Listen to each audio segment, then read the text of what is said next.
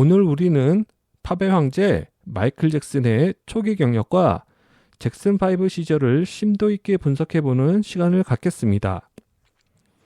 그가 어떻게 전설로 자리매김하게 되었는지 그 기원을 함께 살펴보시죠. 워낙 서사가 한 편의 장편 드라마라 여러 편으로 나누어 진행하도록 하겠습니다. 마이클 잭슨은 수십 년간의 혁신을 통해 팝의 황제라는 칭호를 얻었습니다. 하지만 그의 여정은 솔로 슈퍼스타로 독립하기 훨씬 전 잭슨 5 시절의 혹독한 훈련에서부터 시작되었습니다. 이번 시간에는 그의 초기 경력, 보컬의 진화 과정, 그리고 전 세계적인 신드롬을 일으킨 전략적 마케팅에 대해 분석해 보겠습니다. 먼저 초기 결성 및 지역 활동기인 1964년부터 67년까지의 이야기부터 시작합니다. 모든 전설에는 출발점이 있습니다. 잭슨 5의 출발점은 화려한 무대가 아니라 미국 인디애나주 게리라는 한 철강 도시의 좁은 거실이었습니다. 잭슨 브라더즈라는 이름으로 시작해 잭슨 5로 진화하기까지 약 3년간의 로컬 활동기를 차근차근 따라가 보겠습니다.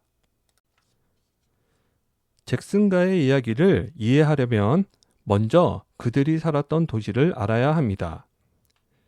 인디애나주 게리라는 한때 철강 산업으로 번성했지만 60년대에 이미 쇠퇴기에 접어든 러스트 벨트의 빈민가였습니다.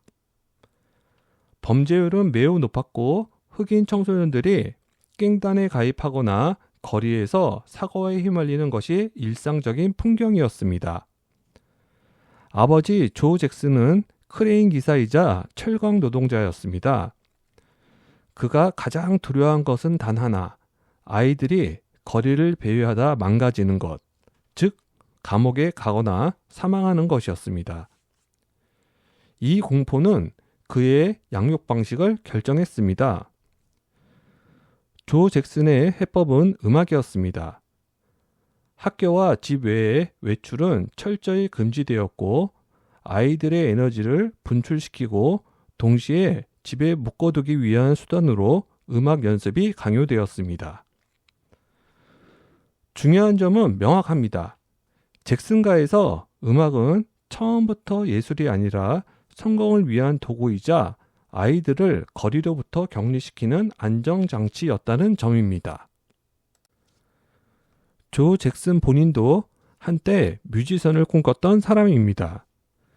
더 팔콘스라는 R&B 밴드에서 기타리스트로 활동했지만 끝내 성공하지 못했습니다.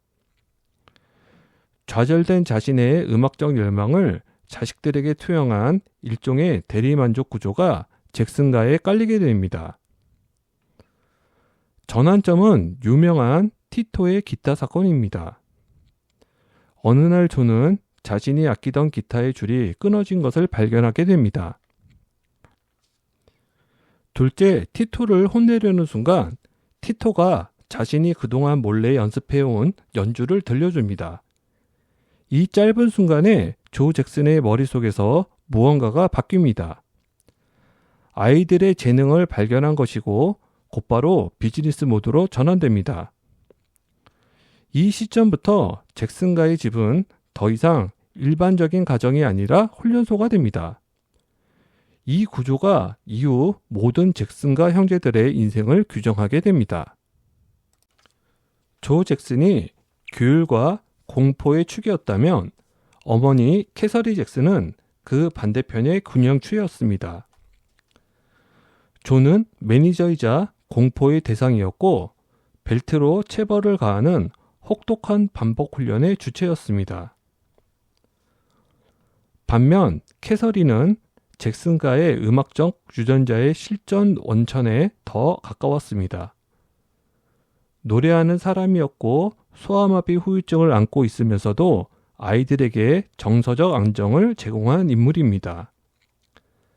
아이들과 함께 노래하며 음악에 대한 감성적인 기초를 심어준 것 또한 그녀였습니다.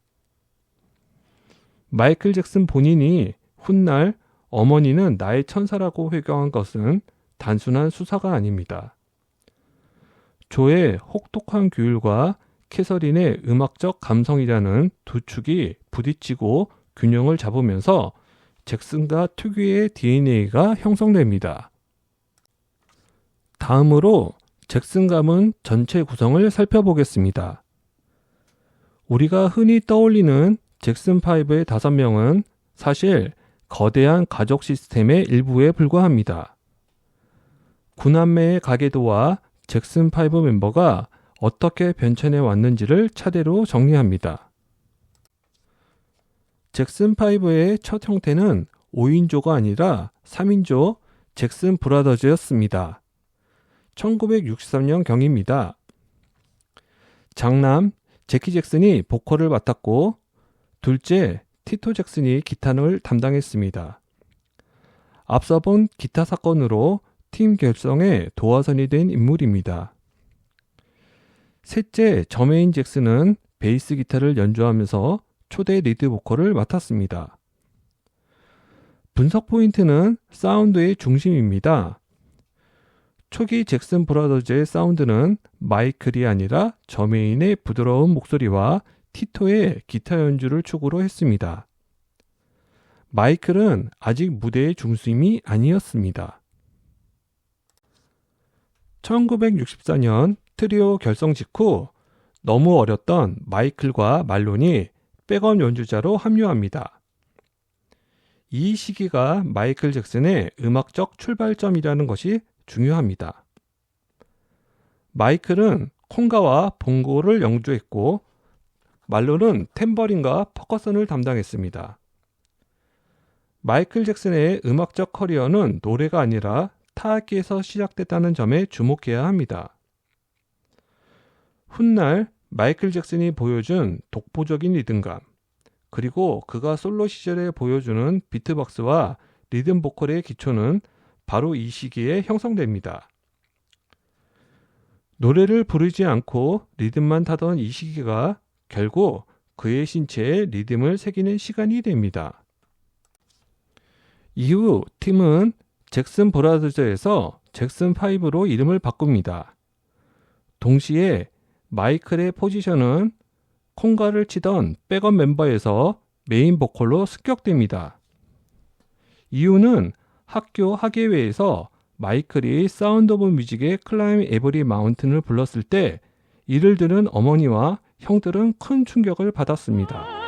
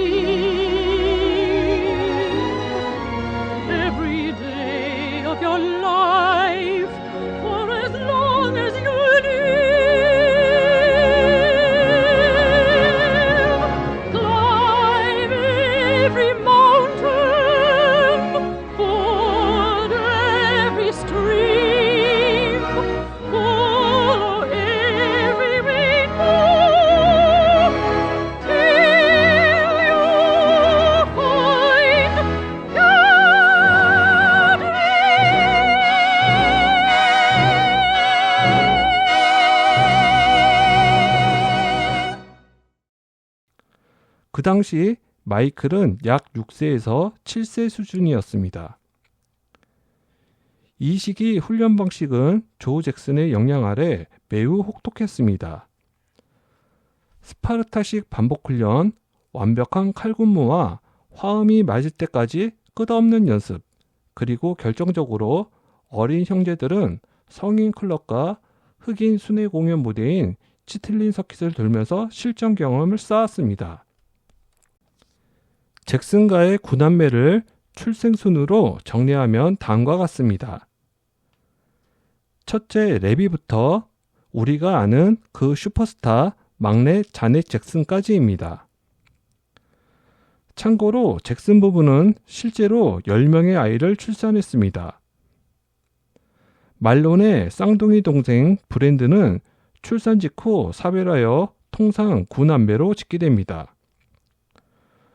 중간 다섯째 라토야를 제외하고 둘째 제키부터 일곱째 마이클까지가 초기 잭슨5의 멤버입니다. 많은 분들이 궁금해하실 부분입니다. 같은 잭슨과의 형제 중에 왜 자넷과 랜디는 잭슨5에 포함되지 않았는가? 답은 단순합니다. 시기와 전략의 문제입니다. 먼저 자넷 잭슨입니다. 잭슨5가 모타운과 계약하고 I Want You Back으로 데뷔하던 1969년 자넷은 고작 3살이었습니다. 무대에 세우기엔 턱없이 어린 아이였습니다. 자넷은 7살이 되던 1974년경부터 라스베가스 가족쇼에 처음 등장합니다. 이후 시트콤 배우 등을 거치며 독자적인 길을 만든 뒤 80년대에 솔로 가수로 독립합니다. 결과적으로 자넷은 마이클의 여자 버전이 아니라 별개의 댄스 디바 영역을 구축하게 됩니다. 랜디 잭슨도 비슷합니다. 데뷔 당시 8살로 이미 5인조 라인업이 확고했기 때문에 정식 멤버가 되지 못했습니다. 다만 비공식적으로 봉고를 치며 무대에 참여합니다. 랜디가 정식으로 합류하는 시점은 따로 있습니다. 잭슨5가 모타운을 떠나 에픽 레코드로 이적하면서 그룹명을 더 잭슨스로 바꿀 때입니다. 이때 저메인이 모타운 사장 베리 고디의 딸과 결혼한 상태였기 때문에 모타운에 잠류하고 그 자리를 랜디가 채우게 됩니다. 여자 형제 레비와 라토야는 다른 이유로 제외됐습니다. 노래 실력이 부족해서가 아니라 조 잭슨이 초기부터 보이밴드 컨셉을 철저히 기획했기 때문입니다. 당시 음악시장에서 남성 중창단이 흥행하던 트렌드를 반영한 명백히 전략적인 선택이었습니다. 지금까지의 내용을 정리하겠습니다.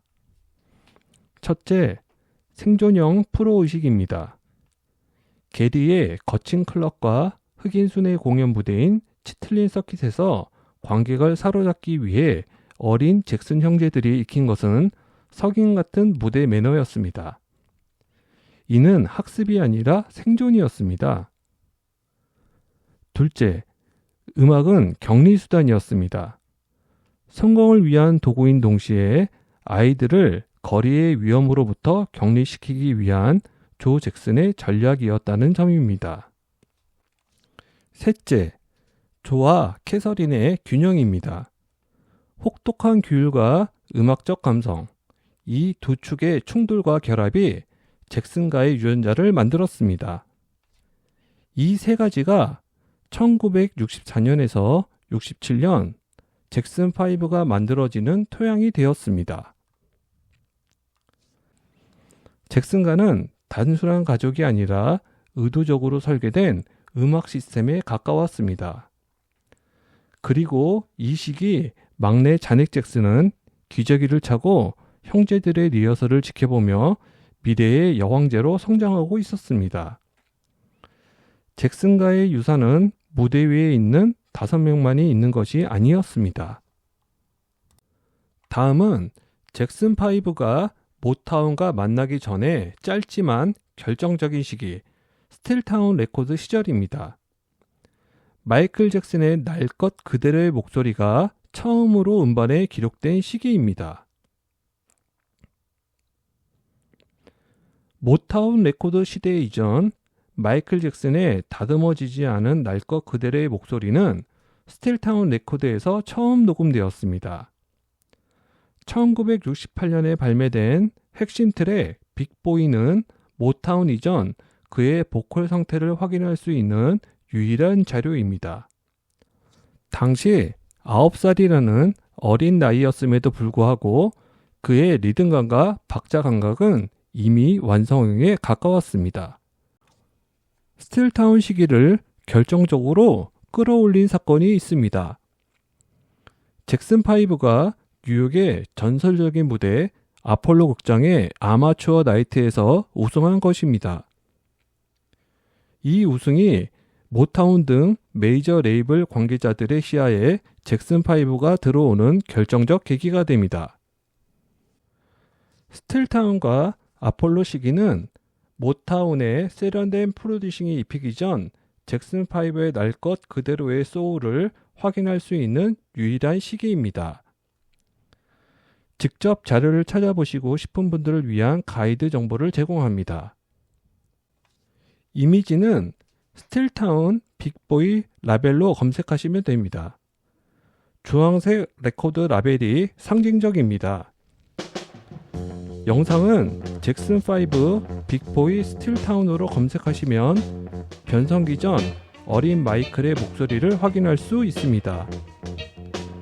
박자감은 이미 완성되어 있다는 점에 주목해서 들어보시기 바랍니다. 오늘 준비한 첫 번째 영상은 여기까지입니다. 다음은 본격적인 모타운 세대 이후 이야기가 진행됩니다. 빅보이를 들으면서 마무리하겠습니다. 시청해주셔서 감사합니다.